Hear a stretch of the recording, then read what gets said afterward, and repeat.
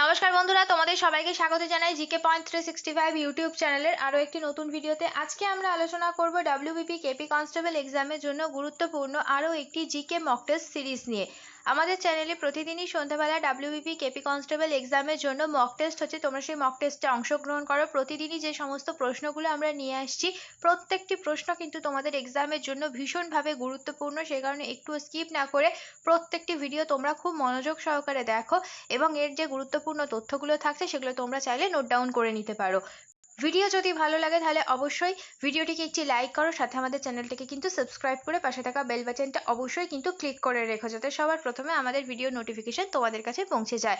আর video ভালো লাগলে অবশ্যই তোমার বন্ধুদের সাথে শেয়ার করো আর আমাদের কমেন্টে জানাও ভিডিও তোমাদের কেমন লাগলো। তাহলে চলো আজকের ভিডিওটা শুরু করা যাক। প্রথম প্রশ্ন, এই বছর অলিম্পিকে ভারতের পতাকা বহনকারী হচ্ছেন কে? এই বছর অর্থাৎ 2024 সালে অলিম্পিক অনুষ্ঠিত হতে চলেছে প্যারিসে। এই বছর অলিম্পিকে ভারতের পতাকা বহনকারী হচ্ছে, সঠিক উত্তর হবে অপশান সি, শরৎ কমল। পরের প্রশ্ন দেখি বন্ধুরা, সম্প্রতি চন্দ্র মিশনের উদ্দেশ্যে কিকিয়াও 2 স্যাটেলাইট লঞ্চ করলো কোন দেশ? ইম্পর্টেন্ট একটি প্রশ্ন তোমাদের জন্য এটি বন্ধুরা। সঠিক উত্তর হয়ে যাবে অপশন বি, চীন। পরের প্রশ্ন, সম্প্রতি এশিয়ার বৃহত্তম টিউলিপ ফুলের বাগান চালু হলো কোথায়? সঠিক উত্তর কি হবে বন্ধুরা? তোমরা জানলে অবশ্যই আমাদের কমেন্টে জানাও। সঠিক উত্তর হয়ে যাবে অপশন ডি, শ্রীনগর। পরের প্রশ্ন দেখে নিই, ভারতের লৌহ মানব নামে কে পরিচিত? খুবই সহজ একটি প্রশ্ন, আমরা প্রায় সকলেই এর উত্তর জানি। সঠিক উত্তর হয়ে যাবে অপশন এ, সর্দার বল্লভভাই প্যাটেল। এবার আমরা কিছু ব্যক্তির পরিচিত নাম এবং তাদের প্রকৃত নাম সম্পর্কিত এই তথ্যটা জেনে নেব। ভারতের নেপোলিয়ান নামে পরিচিত সমুদ্রগুপ্ত, ভারতের শেক্সপিয়ার কালিদাস, ভারতের পক্ষী মানব সেলিম আলী, ভারতের নাইটিঙ্গেল সরোজিনী নাইডু, ভারতের শান্তি মানব লাল বাহাদুর শাস্ত্রী, ভারতের লৌহ মানব সর্দার বল্লভভাই প্যাটেল। তোমরা এই তথ্যগুলো কিন্তু একটু মিস করবে না, খাতাতে অবশ্যই এই তথ্যগুলো লিখে রাখবে। তোমাদের এক্সামে কিন্তু এই তথ্যগুলি থেকেও প্রশ্ন আসতে পারে, সেই জন্য কিন্তু তোমরা তথ্যগুলোকে একটুও মিস করবে না। পরের প্রশ্ন, আন্তর্জাতিক নারী দিবস কোন তারিখে পালিত হয়? সঠিক উত্তর হয়ে যাবে অপশান সি, 8ই মার্চ। পরের প্রশ্ন, জাতীয় কংগ্রেস প্রতিষ্ঠার সময় ভারতের ভাইসরয় কে ছিল?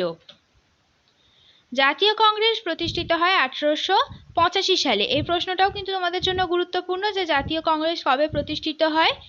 আর জাতীয় কংগ্রেস যখন প্রতিষ্ঠিত হয় সেই সময় ভারতের ভাইসরয় ছিলেন। সঠিক উত্তর হয়ে যাবে অপশন ডি, লর্ড ডাফরিন। পরের প্রশ্ন, ভারতের দীর্ঘতম সেচ খাল কোনটি? এটিও একটি ইম্পর্টেন্ট প্রশ্ন তোমাদের জন্য বন্ধুরা।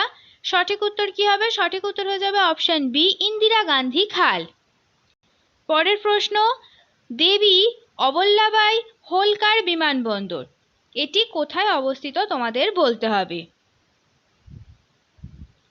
সঠিক উত্তর হয়ে যাবে অপশন ডি, ইন্দোরে অবস্থিত।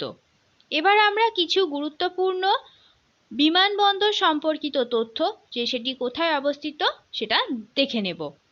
স্বামী বিবেকানন্দ বিমানবন্দর আছে রায়পুরে, রাজীব গান্ধী আন্তর্জাতিক বিমানবন্দর আছে হায়দ্রাবাদে, বিরসা মুন্ডা বিমানবন্দর আছে রাঁচিতে, বীর সাভারকার আন্তর্জাতিক বিমানবন্দর আছে পোর্ট ব্লেয়ারে, ছত্রপতি শিবাজি আন্তর্জাতিক বিমানবন্দর আছে মুম্বাইয়ে, নেতাজি সুভাষচন্দ্র বসু আন্তর্জাতিক বিমানবন্দর হলো কলকাতায়, ইন্দিরা গান্ধী আন্তর্জাতিক বিমানবন্দর নিউ দিল্লিতে, লাল বাহাদুর শাস্ত্রী বিমানবন্দর আছে বারাণসীতে। পরের প্রশ্ন, ভারতের প্রথম জ্ঞানপীঠ পুরস্কার প্রাপ্ত পুরুষের নাম কি? তোমরা যদি সঠিক উত্তর জেনে থাকো আমাদের অবশ্যই কমেন্টে জানাও। সঠিক উত্তর হয়ে যাবে অপশন সি, জি শঙ্কর কুরুপ। এবং ভারতের জ্ঞানপীঠ পুরস্কার প্রাপক প্রথম মহিলা হলেন আশাপূর্ণা দেবী। পরের প্রশ্ন, ভারতের প্রথম সার্বভৌম সম্রাট কে ছিলেন? আমরা জানি বাংলার প্রথম সার্বভৌম সম্রাট ছিলেন শশাঙ্ক, এই তথ্যটা আমাদের জানা। সেই রকমই ভারতের প্রথম সার্বভৌম সম্রাট ছিলেন, অপশন ডি হয়ে যাবে সঠিক উত্তর, মহাপদ্মনন্দ। পরের প্রশ্ন, নিচের কোন পর্বতশ্রেণীটি নাগাল্যান্ড এবং মায়ানমারের মধ্যে অবস্থিত? সঠিক উত্তর হয়ে যাবে অপশন ডি, আরাকানিওমা। এই পর্বতশ্রেণীটি নাগাল্যান্ড এবং মায়ানমারের মধ্যে অবস্থিত। এই পর্বতশ্রেণীটি কিন্তু হিমালয় পর্বতশ্রেণীরই একটি বর্ধিত অংশ। পরের প্রশ্ন, ভারতের নিচের কোন কেন্দ্রশাসিত অঞ্চলে সর্বোচ্চ ম্যানগ্রোভ কভার রয়েছে? সঠিক উত্তর হয়ে যাবে অপশন বি, আন্দামান ও নিকোবর দ্বীপপুঞ্জ।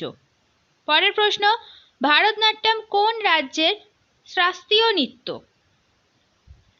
খুবই ইম্পর্ট্যান্ট একটি প্রশ্ন এটি তোমাদের জন্য বন্ধুরা। এই রকম প্রশ্নই কিন্তু তোমাদের পুলিশ এক্সামে বারবারই আসে, সেই কারণে এই নৃত্য সম্পর্কিত তথ্যগুলো তোমাদের জন্য কিন্তু খুবই গুরুত্বপূর্ণ। সঠিক উত্তর হয়ে যাবে অপশন সি, তামিলনাড়ু। এবার আমরা কিছু গুরুত্বপূর্ণ শাস্ত্রীয় নৃত্যের উৎপত্তি সম্পর্কিত তথ্যটি দেখে নেব। ভারতনাট্যমের উৎপত্তি হলো তামিলনাড়ু, কত্থকের উৎপত্তি উত্তরপ্রদেশ, কুচিপুড়ির উৎপত্তি অন্ধ্রপ্রদেশ, ওডিসি নৃত্যের উৎপত্তি হলো ওড়িশা, কথাকলি নৃত্যের উৎপত্তি হচ্ছে কেরালা, সাত্রিয়া নৃত্যের উৎপত্তি আসাম, মণিপুরী নৃত্যের উৎপত্তি মণিপুর, মোহিনীঅট্টম নৃত্যের উৎপত্তি হলো কেরালা। পরের প্রশ্ন, বাজেয়াপ্ত নীতি কে প্রবর্তন করেন? বাজেয়াপ্ত নীতির আরেকটি নাম হলো সত্যবিলোপ নীতি। তো সত্যবিলোপ নীতি না দিয়ে এটি তোমাদের প্রশ্নটি ঘুরিয়ে বাজেয়াপ্ত নীতিও দিতে পারে। এই প্রশ্নের সঠিক উত্তর হয়ে যাবে অপশন এ, লর্ড ডালহৌসি। পরের প্রশ্ন, তানসেনের আসল নাম কি? সঠিক উত্তর হয়ে যাবে অপশন সি, রামতনু পান্ডে। তানসেন ছিলেন সম্রাট আকবরের রাজসভার একজন সদস্য। এবার আমরা কিছু ঐতিহাসিক ব্যক্তিত্বদের আসল নাম দেখে নেব। তিতুমিরের আসল নাম মীর নিসার আলী, তাঁতিয়া টোপির আসল নাম রামচন্দ্র পাণ্ডুরঙ্গ, নানা সাহেবের আসল নাম ধন্দু পান্থ, বীরবলের আসল নাম মহেশ দাস, চাণক্য বা কৌটিল্যের আসল নাম বিষ্ণুগুপ্ত। পরের প্রশ্ন, শৈবাল সম্পর্কিত বিদ্যাকে কি বলে? ইম্পর্টেন্ট আরও একটি প্রশ্ন, সঠিক উত্তর হয়ে যাবে অপশন বি, ফাইকোলজি বলা হয়। এবার আমরা কিছু গুরুত্বপূর্ণ তথ্য দেখে নেব। হর্টিকালচারের আলোচ্য বিষয় হলো উদ্যান পালন বিদ্যা, এভিকালচারের আলোচ্য বিষয় পাখি পালন বিদ্যা, এপিকালচার শাখার বিষয় হলো মৌমাছি পালন সংক্রান্ত বিদ্যা, আরবোরিকালচারের আলোচ্য বিষয় হলো গাছ ও শাকসবজি চাষ সংক্রান্ত বিদ্যা। পরের প্রশ্ন, পাকিস্তান প্রস্তাবের জনক কে? সঠিক উত্তর হয়ে যাবে অপশন ডি, চৌধুরী রহমত আলী। পরের প্রশ্ন, জৈনদের আদি গ্রন্থ কোনটি? সঠিক উত্তর হবে অপশন সি, কল্পসূত্র। পরের প্রশ্ন, মৌসুমী শব্দটি কোন ধরনের শব্দ থেকে গৃহীত হয়েছে? সঠিক উত্তর হয়ে যাবে অপশন সি, মৌসুমী হলো একটি আরবি শব্দ। এই মৌসুমী এসছে মৌসুম কথা থেকে, আর মৌসুম কথার অর্থ হলো ঋতু।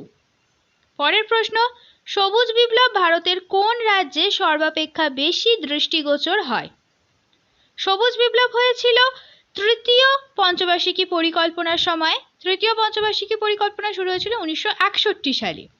আর সঠিক উত্তর হয়ে যাবে এখানে অপশন সি, পাঞ্জাব রাজ্যে সর্বাপেক্ষা বেশি দৃষ্টিগোচর হয়েছিল সবুজ বিপ্লব। এবং কোন শস্যটি বেশি পরিমাণে সেই সময় চাষ করা হয়েছিল? সঠিক উত্তর হয়ে যাবে তখন গম। শেষ হলো আজকের ভিডিও। আজকের পর্বে আমরা কিছু গুরুত্বপূর্ণ ডব্লিউবিপি কনস্টেবল এক্সামের জন্য জিকে প্রশ্নের উত্তর দেখে নিলাম।